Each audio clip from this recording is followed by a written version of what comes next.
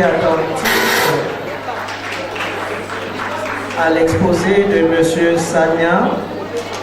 Il a présenté l'œuvre théâtrale Goumadjemea comme, n'est-ce pas, la description d'un choc culturel entre colonisés et colons.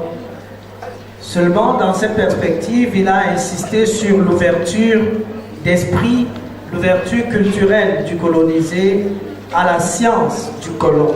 Cela nous rappelle bien les propos de la Grande Royale dans l'aventure ambiguë, où il est question d'aller apprendre la science qui permet de lier le bois au bois.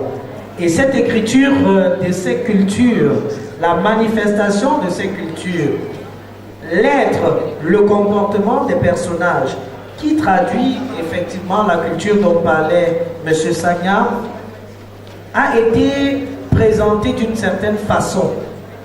Le choix du genre littéraire, le choix des axes ou des sous-thèmes du genre littéraire, voilà ce qui nous amène à l'écriture théâtrale de Goumadjemea. Ce thème va être présenté par Madame Hermine Françoise Aroga. Elle va insister sur des éléments de la structure interne de l'œuvre. Elle va insister sur la forme de l'œuvre. Elle va nous permettre de situer l'œuvre par rapport au dramaturge classique. Madame, vous avez la parole. Bien, ici, concernant le troisième thème, de dire si Goumadjemea est un théâtre classique. Si nous commençons par la définition du théâtre, dans son étymologie au début du XIIIe siècle, théâtre vient du mot latin theatrum, mot d'origine grecque. Famille de théâtre veut dire vue et spectacle. Le philosophe grec Aristote affirme dans sa poétique que le théâtre est pour les spectateurs l'imitation d'une action faite par des personnages en action et non par le moyen de la narration. Le théâtre est donc une forme littéraire bien précise. Il est ce que l'on appelle un genre et se distingue des deux autres genres, le roman et la poésie. À la seconde moitié du XVIIe siècle, le théâtre est souvent appelé théâtre classique ou baroque parce qu'il répond à un ensemble de règles inspirées du théâtre antique. Goumadjemea est-elle une pièce de théâtre classique? Notre intervention s'organisera autour de deux grandes articulations, dont la première présentera quelques caractéristiques du théâtre classique et la seconde nous permettra de voir si l'œuvre Goumadjemea renferme ces caractéristiques afin d'être qualifiée de théâtre classique. Nous passons donc à ces caractéristiques. Nous en avons relevé quelques-unes, dont les caractéristiques du théâtre classique sont fondées sur des règles, dont la plus célèbre est connue sous le nom de la règle des trois unités. À celle-ci s'ajoute la règle de la bienséance et la règle de la vraisemblance. En dehors de ces règles, nous pourrons aussi citer la structure et le style d'écriture dans le théâtre classique. La règle des trois unités. Ici, cette règle voudrait que toute pièce de théâtre présente une histoire qui se déroule en une seule journée et que cette histoire se déroule en un seul lieu, c'est-à-dire dans un décor unique, et que cette histoire ne traite également qu'une seule intrigue. Boileau dans l'art poétique résume ces vers en ces mots. Je cite: qu'en un lieu, qu'en un jour, un seul fait accompli tienne jusqu'à la fin le théâtre rempli. À la règle de la bienséance. Boileau la résume, je cite: ce qu'on ne doit point voir qu'un récit nous l'expose, les yeux en le voyant saisiront mieux la chose, mais il est des objets que l'art judicieux doit offrir à l'oreille et reculer les yeux. Cette règle conduit au respect de la morale. L'acteur ne doit pas choquer le spectateur, c'est-à-dire pas de présence de sang sur la scène. De ce fait, violence et intimidé physique sont exclus de la scène. Les batailles et les morts doivent se dérouler hors scène et être rapportées aux spectateurs sous forme de récit. Cette règle de la bienséance est conforme au respect de la vraisemblance. La règle de la vraisemblance, qu'est-ce qu'elle dit? Ici, le sujet dans la tragédie classique doit être emprunté à l'histoire ou à la légende. Elle veut que s'impose l'impression de vérité. L'action dramatique doit être crédible. Je cite Boileau. L'esprit n'est point ému de ce qu'il ne croit pas. Fin de citation. Ainsi, l'intrigue et la situation d'énonciation doivent être possibles. Cette règle donne au texte l'impression du déjà vu et que ce qui se passe dans le texte aurait pu se produire dans la vie quotidienne. Ce qui permet aux spectateurs de mieux se projeter à la place des personnages et de mieux comprendre leurs réactions, leurs gestes et leurs pensées. D'où la catharsis qui est l'une des fonctions du théâtre. Boileau la décrit tel qu'il suit. Je cite, que dans tous vos discours, la passion émue aille chercher le cœur, les chauffe et le remue. Fin de citation. Le spectateur ici doit être touché et doit pouvoir se sentir concerné par ce qui se déroule sur la scène. Les auteurs de tragédie cherchent à montrer les dégâts que peuvent provoquer les passions et à célébrer l'ordre de la raison. D'autre part, les pièces permettent aux spectateurs d'expulser leurs passions en les vivant par procuration. Passons à la structure du théâtre classique. La structure externe de la pièce de théâtre classique. Dans la tragédie classique, un équilibre existe entre les 5 actes, avec un nombre de scènes variant entre 25 et 40. Selon l'abbé d'Aubignac, dramaturge français, il a été le premier à formuler explicitement les règles du théâtre classique dans son ouvrage. Il dit ceci: tous les poètes sont d'accord que les pièces de théâtre régulièrement ne doivent ni plus ni moins avoir 5 actes. Fin de citation. Dans la tragédie classique, l'acte n'est pas une division abstraite des pièces. Il doit avoir son unité et son individualité et former un ensemble organisé, d'où cette affirmation de Quinault. Je cite, et chaque acte en sa pièce est une pièce entière. Fin de citation. Passons à la structure interne du théâtre. Nous avons l'exposition qui peut s'étendre à tout le premier acte et qui informe sur les relations entre les personnages et sur le contexte de l'action dramatique qui va suivre. Le nœud et les péripéties. Ici, c'est l'ensemble des conflits qui gênent la progression de l'action, retardent ou modifient le dénouement. Le dénouement, enfin, il marque la résolution définitive du conflit. Il est plus souvent marqué par la mort dans la tragédie. Nous passons à la 5e caractéristique qui est le style d'écriture. La plupart des pièces de théâtre du XVIIe siècle sont écrites en vers, plus précisément en alexandrin, généralement avec des rimes plates. Elles utilisent de nombreux procédés de style. Ils vont avoir la litote, la périphrase, l'allitération, ainsi de suite. Tout ceci dans un style élevé et enlevé, c'est-à-dire sublime. Voilà donc présenté quelques caractéristiques du théâtre classique. Est-ce que vous, Mathieu, respectez ces règles? Nous allons donc le voir tout à l'heure. Nguma Djemea est la règle des 3 unités. Si nous prenons l'unité de temps dans l'œuvre, nous constatons que la première didascalie de l'œuvre au niveau de la toute première phrase, c'est-à-dire la scène numéro 1 de l'acte 1, présente l'heure de début de la pièce, la veille de l'intronisation aux environs de minuit. L'acte 2 a lieu le matin dans la cour royale. L'acte 3 chez Douala à 2 heures du matin.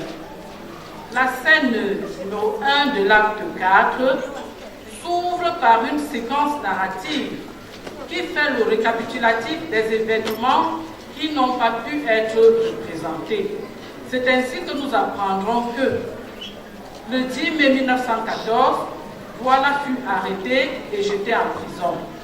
Le 15 mai 1914, Gossadi est arrêté et incarcéré dans la prison de Berlin et rapatrié 9 jours plus tard.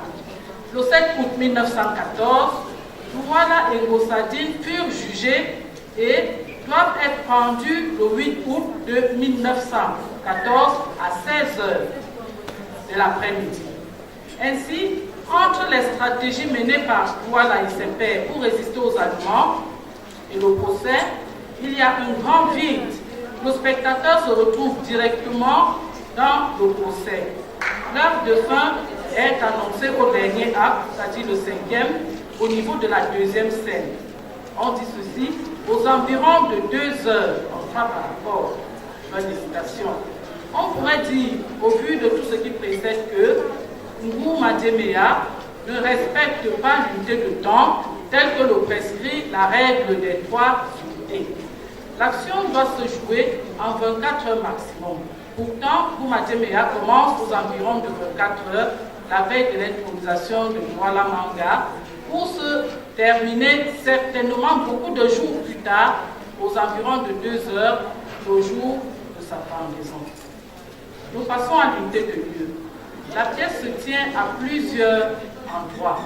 Nous avons l'acte 1 au caveau royal. Toujours cet acte se déroule à la cour royale.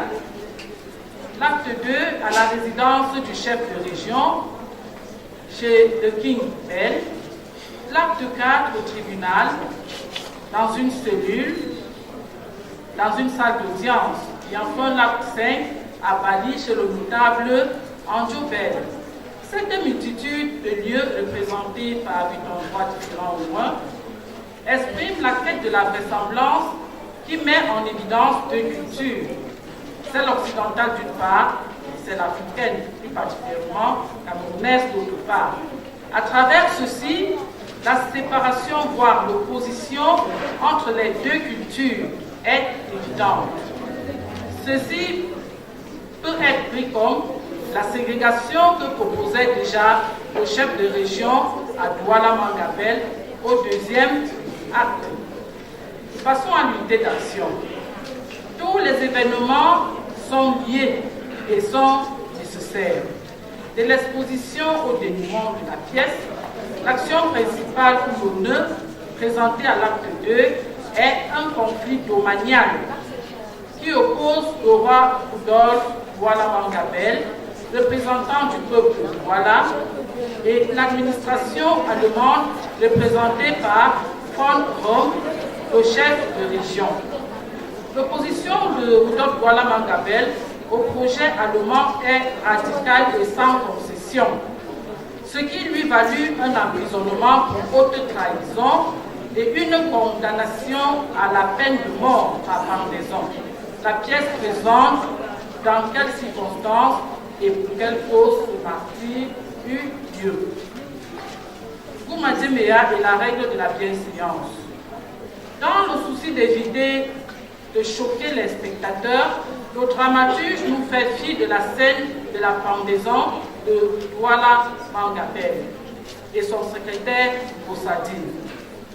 La mort par pendaison de ces 2 personnages n'est que évoquée de manière subtile, sans aucun détail.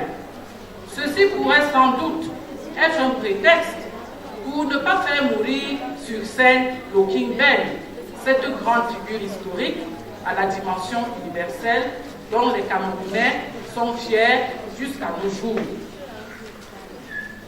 Nguma Djembeya est la règle de la vraisemblance. Les faits que le dramaturge expose se sont effectivement déroulés. Et les deux personnages, c'est-à-dire Dr. Douala Mangabel et Moussadine, sont des êtres de chair et d'os qui ont effectivement existé.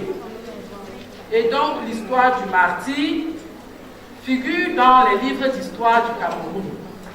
L'histoire du martyr de Dr. Douala Mangabel est réelle. Ce héros national camerounais fut pendu par les Allemands le 8 août à 16h l'après-midi. Inspiré donc par une histoire vraie, la pièce nous permet de mieux nous projeter à la place des personnages et comprendre leurs gestes, leurs réactions et leurs pensées, d'où la catharsis fonction thérapeutique du théâtre. Cet état d'âme se manifeste chez le spectateur par l'entrée en scène à l'acte 5 de l'épouse et de la femme du roi Bel. Ces personnages, dont la scène montre la souffrance et les douleurs, inspire la pitié et suscite la passion. Cette vraisemblance apparaît aussi à travers les lieux où se déroulent les pièces. Nous passons à la structure. La structure est telle. Nous avons 5 actes et 12 scènes.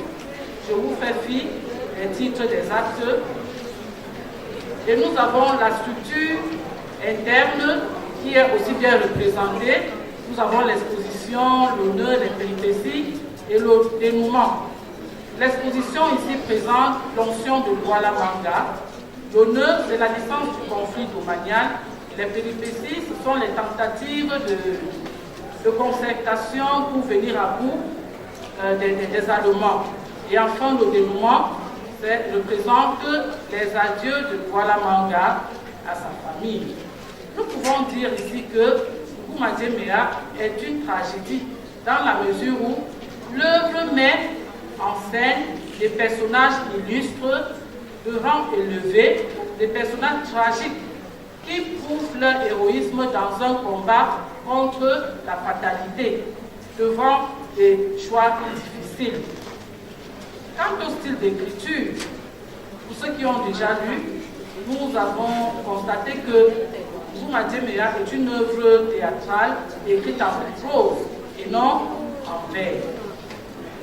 En conclusion, nous dirons que, parvenus au terme de cette présentation, nous devions confirmer ou infirmer si Nguma Djembeya était une tragédie classique au théâtre classique.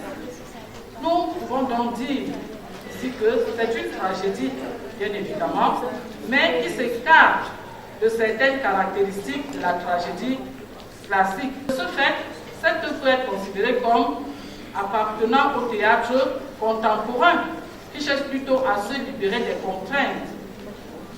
L'inscription de cette pièce au programme des élèves francophones que vous êtes, chers amis, de la classe de terminale, vous permettra de connaître l'histoire du Cameroun et des personnes qui l'ont influencé. Je vous remercie pour votre aimable attention. Pour cette communication ô combien riche, j'espère que nos chers élèves prennent des notes parce que l'exposé que vous venez de suivre a des éléments fondamentaux que vous allez exploiter sans doute à l'occasion des commentaires composés ou des dissertations littéraires.